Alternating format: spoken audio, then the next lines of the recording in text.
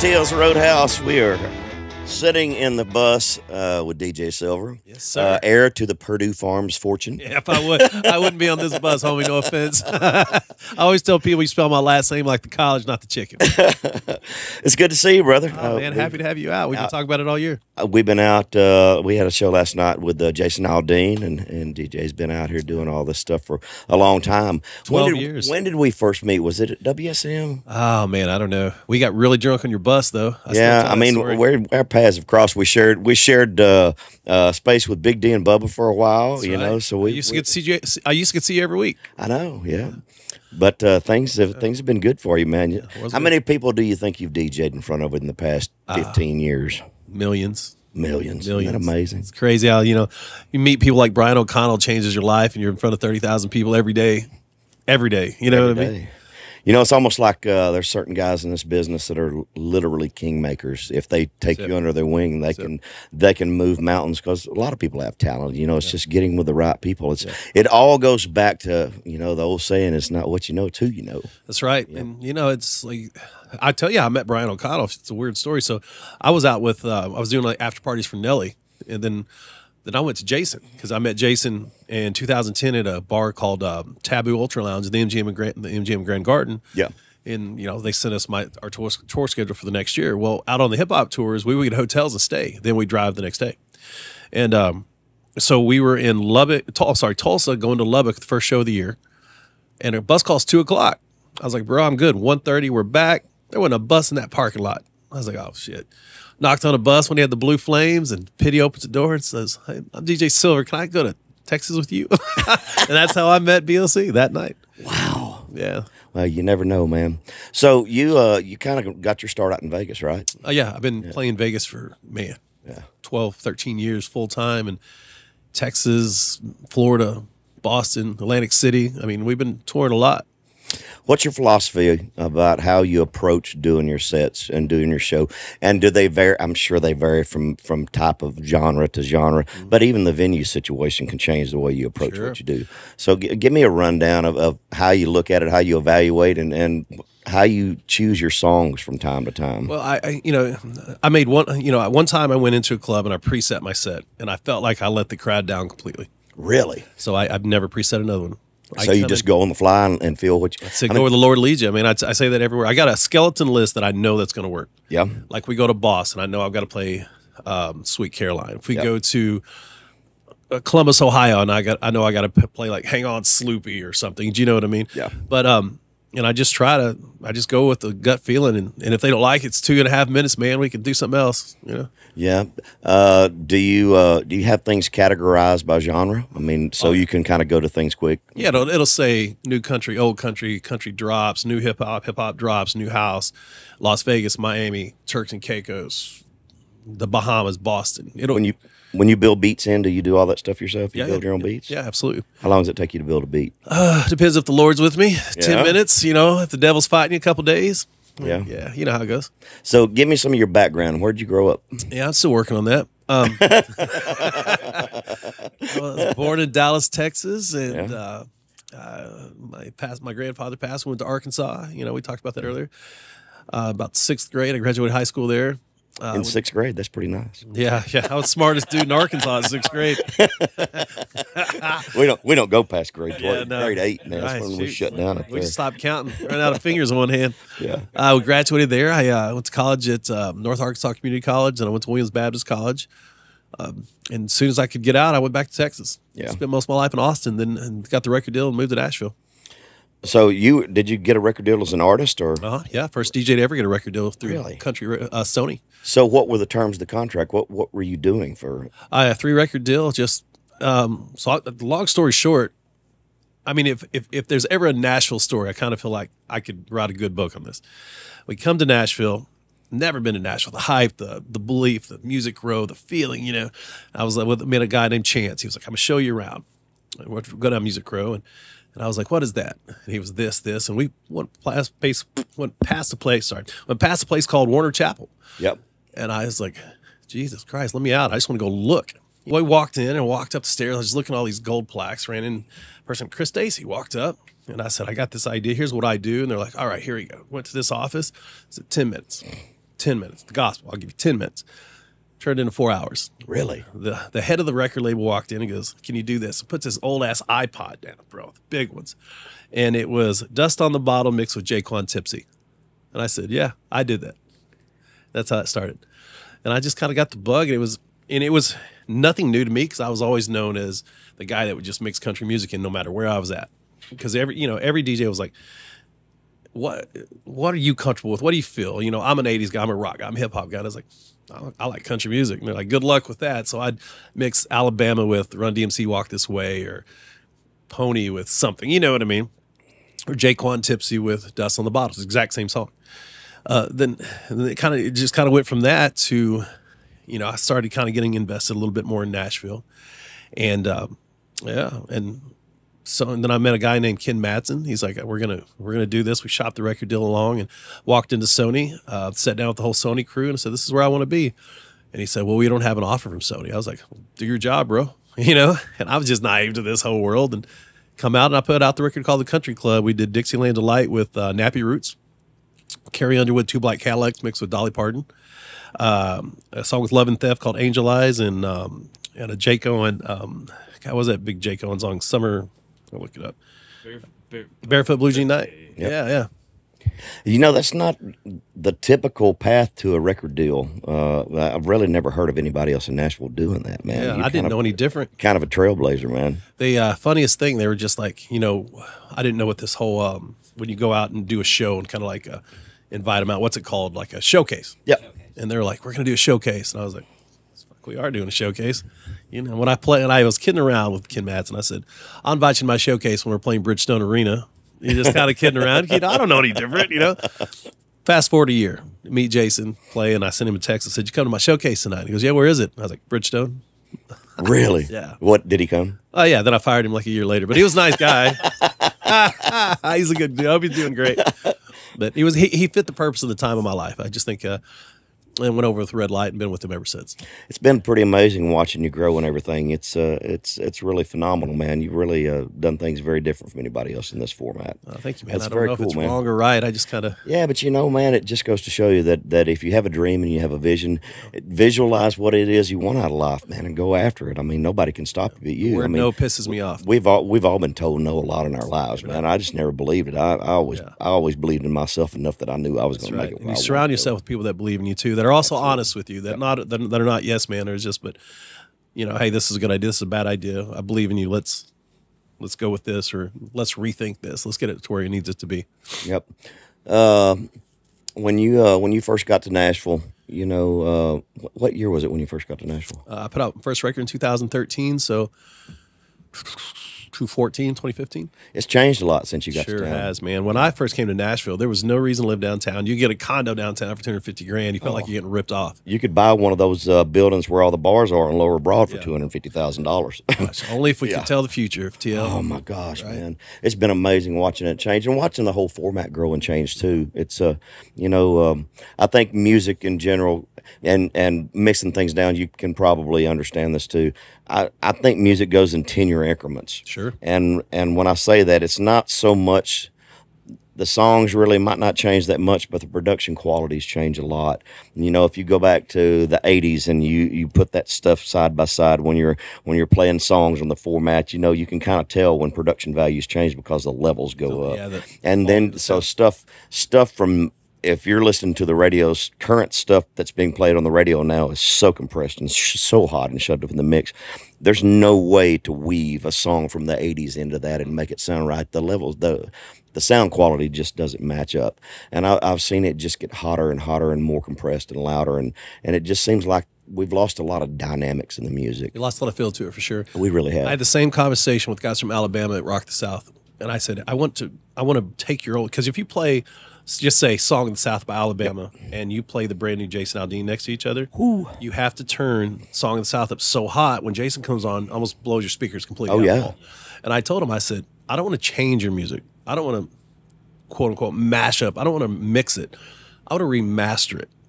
Let me bring your music to today and let your grandkids live on that money. Just because, you know, it's just music that it was there. They did it without click tracks. They did it without anything. It's, you know, drummer catching up with the guitar player and all the kind of stuff. But the sound quality was just recorded in, you tell me when that was recorded. Late 70s, early 80s?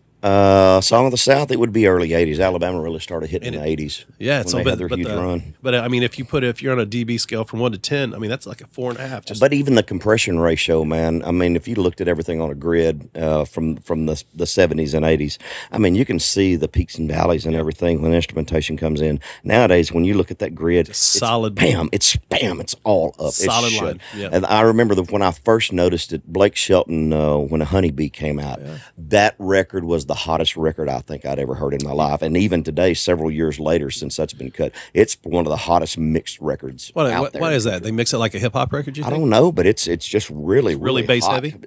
Not bass heavy. It's just everything is shoved completely up. It's just, I don't know. It seems, I don't know. A lot in a little box.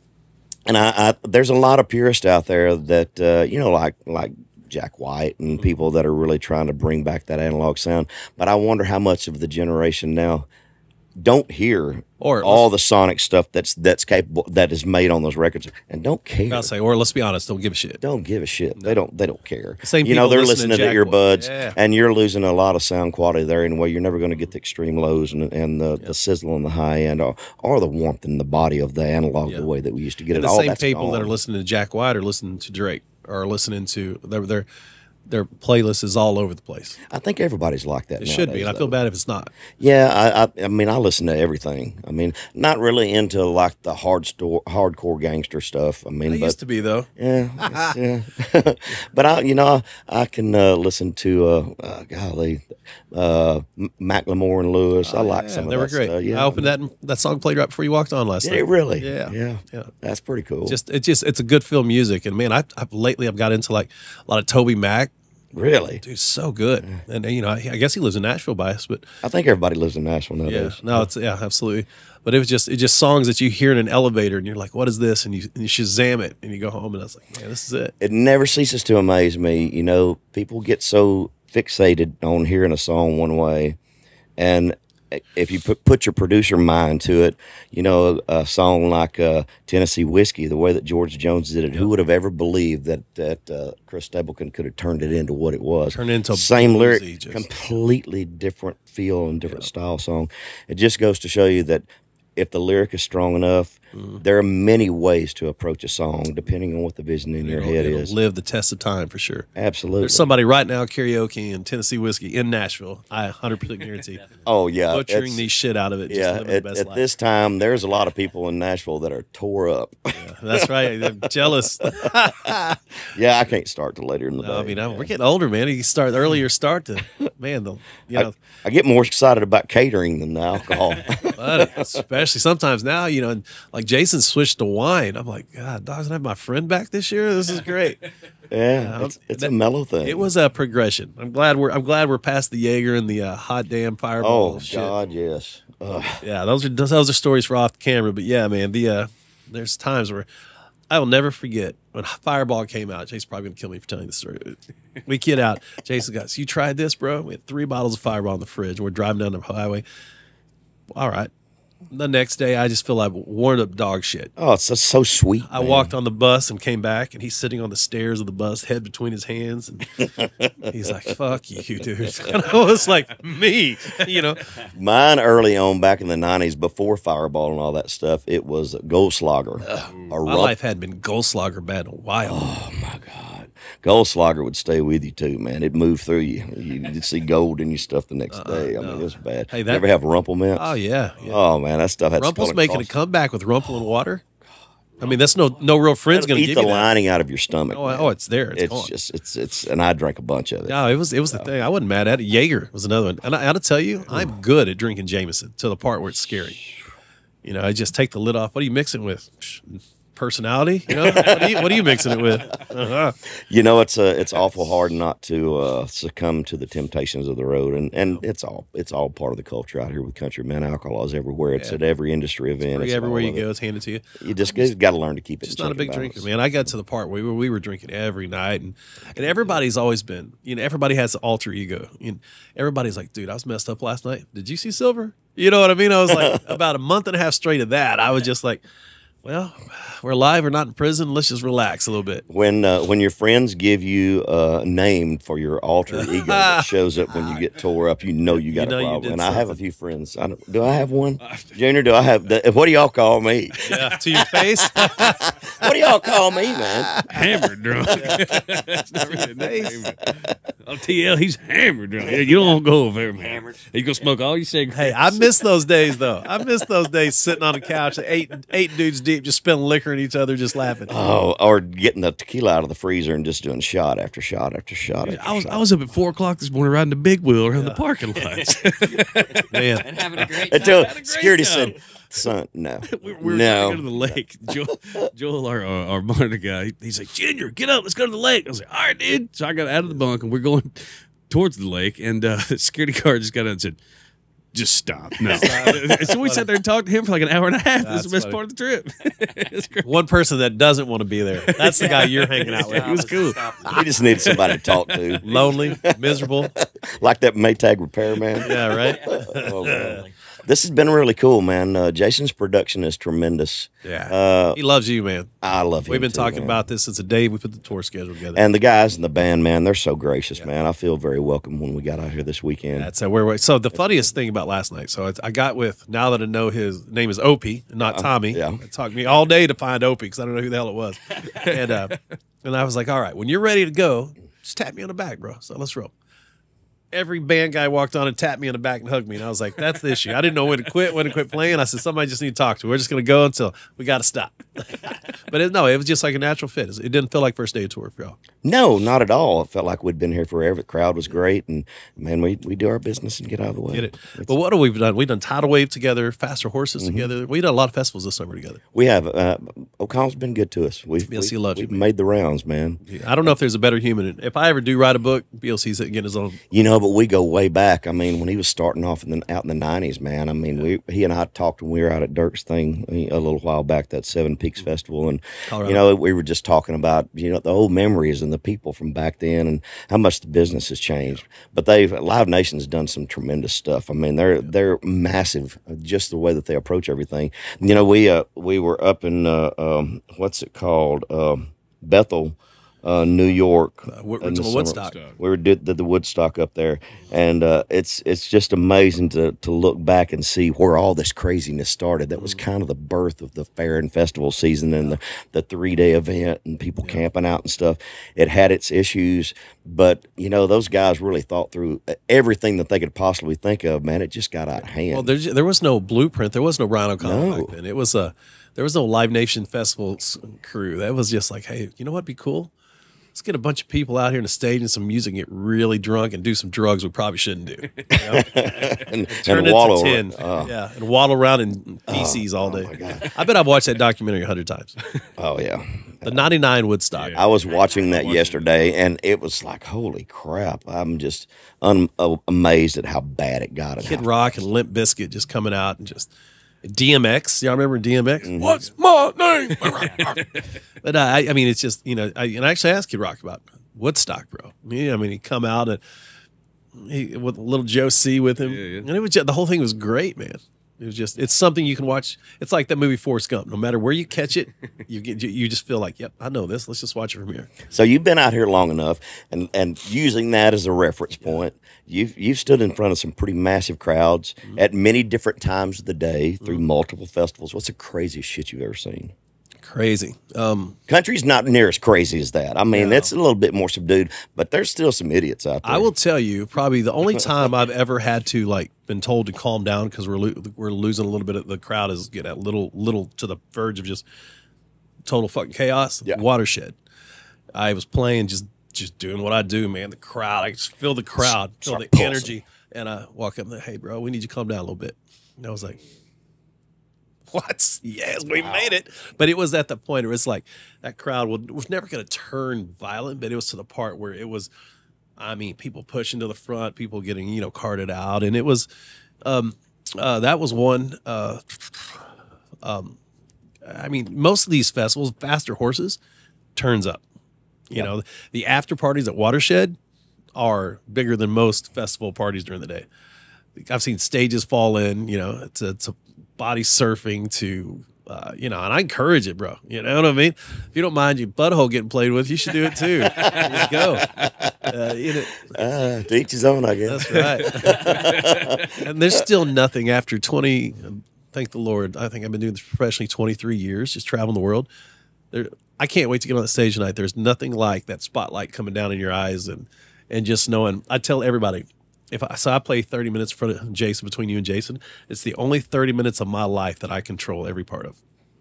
I don't have somebody wearing your phone out. I don't have a kid scream and tell me to put on YouTube. I don't have dude crying because there's 3 chicken nuggets on one plate and 4 on the other, or or mama wanting you to do something. It's just those are the only time. It's full chaos, but it's full, like, I control it.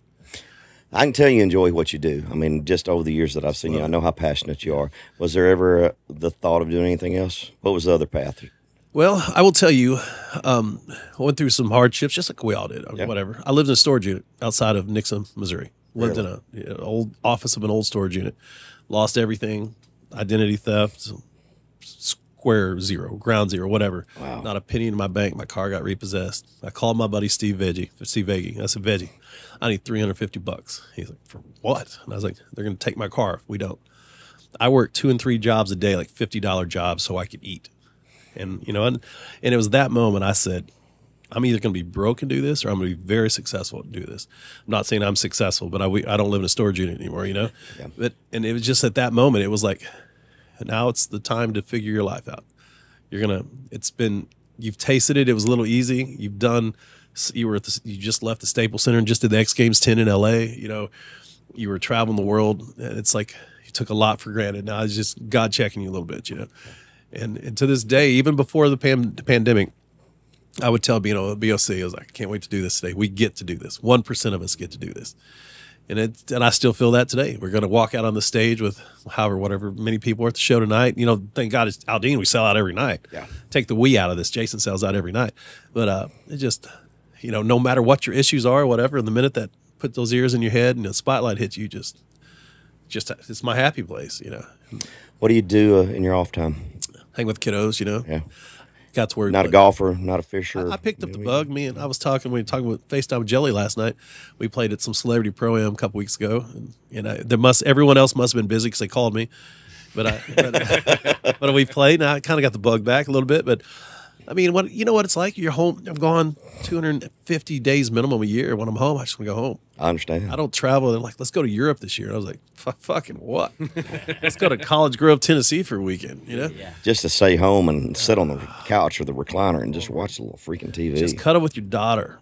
She's to the age now. She's 3. And when she gets 5, she's going to want nothing to do with me.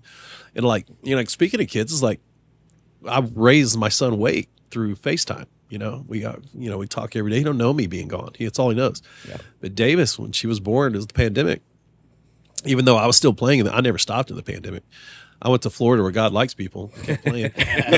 But I was with her a lot more. Now when I leave, she's like, "Are you leaving again, Dad? Why do you leave me so much?" And I'm having to have those conversations like, "Baby, do you like these toys? Do you like your car your mama's driving in?" You know what I mean? It's like my wife does very well, so that's not like very fair. But I just like try to explain to your kid, it's like, if you like, if you don't want to run for your life like I did in South Dallas after school every day, if you like in these little private schools in Williamson County, Tennessee, your daddy got to work, Yeah, but they, they don't have anything to gauge it off of. No. I mean, we see that perspective, and we want to give them the best of everything that we can provide for them.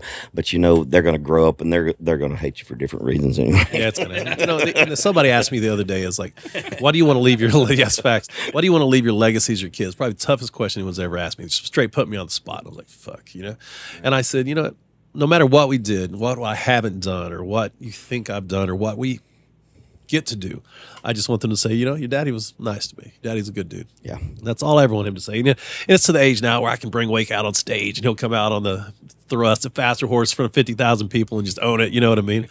And it's just, he's starting to see what I do a little bit, but he's, "Man, can I go play Minecraft?" I'm like, "Yeah, bro, go ahead." Yeah, and it'll change as they get older, man. Yeah, I just hope I'm still doing it by the time he figures it out. You think you'll be doing it that long? No. You don't know? My 5-year plan is buying an island and doing a bunch of drugs I can't afford. Well, you know what Wikipedia says about you. You ain't far away from having the resources That's a to do all number, homie. No, I just want to be to a part where it's like I can give my kids a life and not have to worry next weekend about it, you know. But at the end of the day, it's like I still love doing what I do, you know. And I can't wait to play Vegas again. I love playing in Miami. I love playing house music. I love playing country. I tell everybody I live the best of both worlds. I travel with arguably the biggest country superstar in the world every day. Then I play the biggest house nightclubs in the entire planet every night. And it's just, I mean, it's like the music possesses me. I don't know, you know. It's like I may look like a complete fool. You know, I think I look like fucking Chopin up there, you know, but I'm sure I, you know, look like a beach fucking whale up there. But it's like, I really love what I do. And I think the people around me can feel the energy when I do play. Well, confidence exudes out of you. It's like Jelly Roll, man. Just let it out, baby. Just let it out. Just Jelly's the best human, man. We talked often. I just love that guy, man. He's a guy I can call right now. He answers. It's just I love the guy. You know, I wasn't real familiar with him, but having an opportunity to sit and getting to know him when he's sitting in that seat, he really is, man. He's been through a lot. He's overcome a lot of adversity in his life, and he's become very successful. When he was on the front page of the Tennessean, man, I'll never forget. He goes, man, you got the newspaper? I said, I hadn't had a newspaper in 20 years, bro. He goes, I'm on the front page of it. You know what? I went and bought a copy of the damn Tennessean that day. Not bad from Kid from Antioch, you know. It just... I think that was one of his 3 wishes to be on the front. That's what he told us. I think it was 3 wishes. He had 3 of them. That was not the cover of the Rolling Stone. I want to be on the front page of the Tennessean. Oh, that's amazing. You know, everybody goes in goals, you know, and it's funny you say that. We talk about that. It's like when I came to Nashville, I was like, I want to play CMA Fest. I want to gig with Zach Brown. I want to do this, you know, and you know, you look back, it's like I thought those goals were so just unattainable and unreachable. Now I'm like, why did I say I just want to gig with Zach Brown? Why didn't I say George Strait? You know what I mean? That was my first gig in Nashville. When they called me, I lived in Austin. Steve Ford and Irv Woolsey called and said, we got Strait's 25th anniversary party at a bar called Losers. I was like, I'm in, bro. They got me a plane ticket and everything, and freezing cold. I think it snowed that night. And I DJ'd on the patio before it had a cover. That was my first gig in Nashville, was Strait's 25th anniversary party. Wow. Yeah. Boy, talk about a phenomenal career he's had. And I love Irv, man. Two of the best humans. Him and Steve, man, I've known them for so long. I talk to 40 every day. We talked about you last night, matter of fact. Really? Yeah, I was trying to get you on the I'm scared to ask. No, just like we're doing the schedule for NFR. Like Mitchell Tenpenny, Jelly Roll, with Shannon Doa, Randy Hauser. And I was like, let's bring TL out. I didn't know you're already playing out there for NFR. Yep. And I was like, well, I'm asking him tonight. He was like, all right. Yeah, I think I'm out there the Tuesday of the second week of NFR. I think that's when I'm there. We're playing the Nugget, playing the Gold Nugget. Yeah. So we're over at Resorts World at Doghouse. Yep. And so, this is it's crazy to see how big NFR is getting. You know, I'm doing PBR this year too. It's good to see Vegas kind of open up again, man. We did a couple of shows out there, man, during the pandemic. It's tough. It was tough, you know. Masked up and I just hate it. Blocked man. off. There's you're doing everything you can to keep people from having fun, but having an existence. And I always tell people we live in the South where God likes people. So going there and seeing that, you're just like, people really taking this serious, you know? They're taking it real serious, and I know we all lost people. I mean, we lost our friend Joe Diffie, but he really died. The ventilator killed him. I don't think COVID killed him. I think it was just a lack of understanding exactly how to deal with all of it. My daddy was in the same thing. He it was Christmas, and he spent Christmas and New Year's, and I said, Daddy, listen, you got to fight that ventilator, bro. Yeah, you got to fight because the infection it causes in your lungs, and you're not a healthy dude. You got to fight that ventilator. Oh, Joe had a heart attack. That's what killed him. They put him on a ventilator and laid him on his Last back. time I got to hang out with Diffie was at the Carolina Country Music Cruise. Remember that? Were y'all on that? The Carolina Country Music Cruise. I never did that one. I did one right before the pandemic, like the January before the pandemic started, and it was a country music cruise. And I was with Alabama. It went out of Florida though. We got lucky. Noel and which Haggard was the other Haggard? Noel Haggard was out there, and Marty was there. Noel and Ben Haggard were on it. Yeah, I mean, everybody. Wade Hayes was on it. It was a whole lot of fun. Bro, we left out of Charleston in hurricane season. They came to our rooms and handed us gaff tape or whatever and told us just tape our doors down because we're going through some rough winds, rough waters. I'm like, gaff tape. Bro, I don't want to be on the ocean during hurricane. We got to the Bahamas, and I'm looking at flights out of the Bahamas. How much just get me back to Miami, bro? How much? And I'm telling you what, when they come through the Caribbean, man, they can tear some stuff up. Yeah, they do. They got so all my wife's family's from Florida. Yeah. So when the hurricanes come, they come to Nashville. And I mean, there was one year, just We had a mass shooting. We had 3 hurricanes. I had a baby. My mother-in-law stayed at my house for 9.5 damn months. Oh, that's awesome. Oh, Jesus Christ. And so Gotta get to know her. she sends a text message, and another hurricane's coming in. She goes, John, you ready for a hurricane party? And I'm on this group text with her and her dad. I respond, I'd rather give you $100 for toilet paper and water and tell you to hunker down, Tina. My wife didn't speak to me for like 4 days. And I was like, I can't have your mother-in-law just moving in with us again. Well, you know, you need to start thinking about building that extra wing on. No, don't encourage That's it. why they call them a mother-in-law. Don't encourage it. Don't encourage Mother-in-law's it. quarters. Like, we want to move to Florida. And I was like, I want to live like in Jupiter. She wants to live in like Dunedin because Mama lives in Dunedin. I was like, I want to live in Jupiter so she can call before she comes and goes home. I mean, that's where we differ, you know. Yeah. You know, I don't need help that bad. So that's why we don't have that beach house yet, too. In-laws can be fun, man. Oh, I love them. They're funny.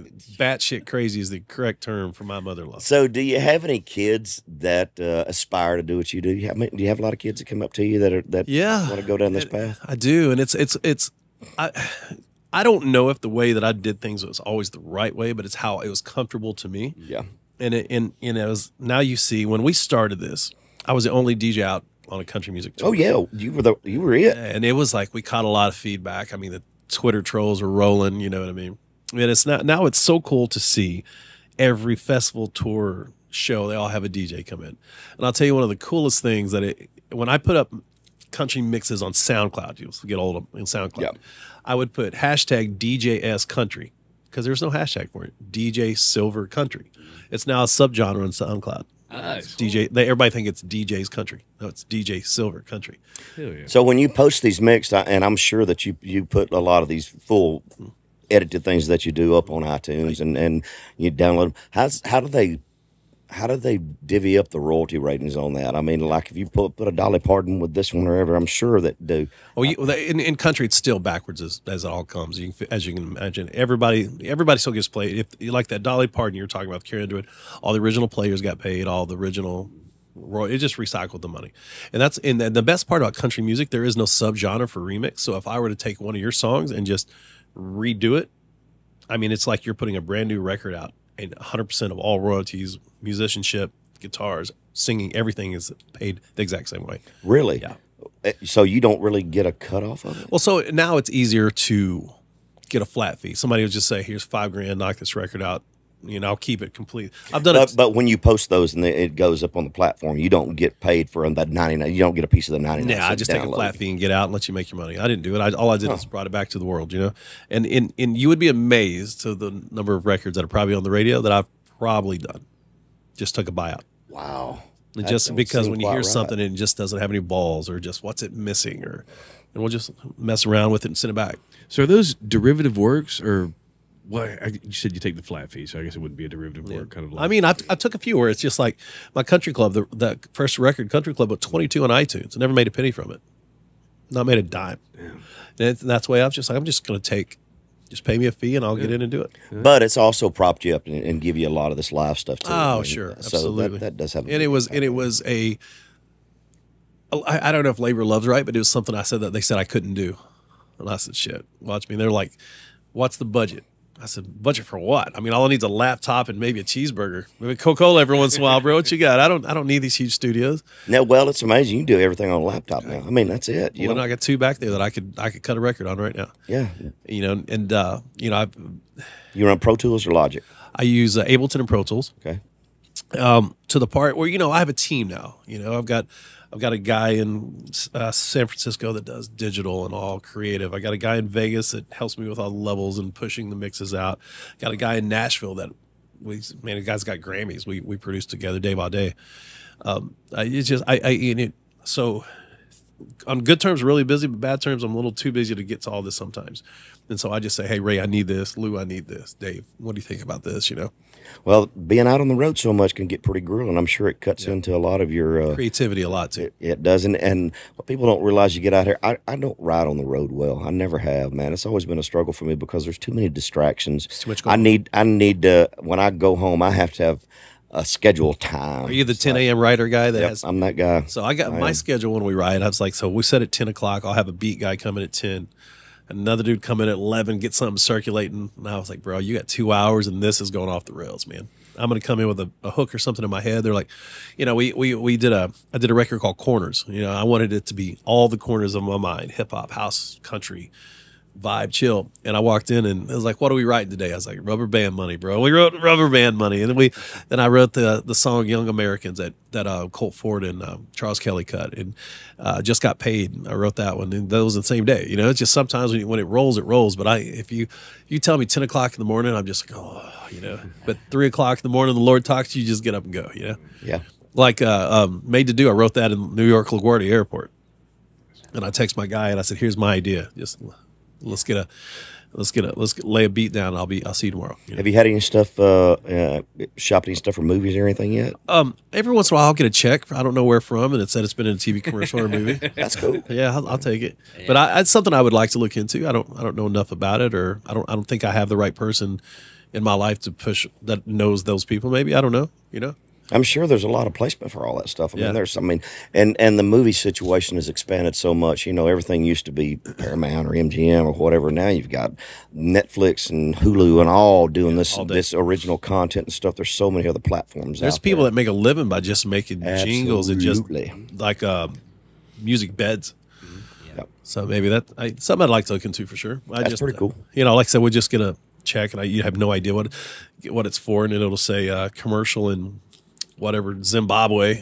I did Walker Texas Ranger like in 1999, and I sang what was it? There was some song that I sang. I get checks for like 39 cents. Oh yeah, yeah, it's awesome. Yeah, back in the day, royalty checks used to be pretty nice. Now you're just like, I'll get to it next Tuesday when open mail. You know what I mean? Yeah, it's like, yeah, that's awesome. Well, man, it's been really good visiting with you. Same, man. Miss you guys. Glad you're here. Socials any place? You got a question? I got one question, Yeah. man. I've been wondering about this because your personality is so positive, and you just have this aura about you. What is it that you enjoy the most about what you do? Like, why do you do it? What do you do the it's most? just the fellowship. I believe that we are a blessed group of individuals that get to do this for a living. And no matter what bullshit's in your life or whatever, at the end of the day, we play music for a living.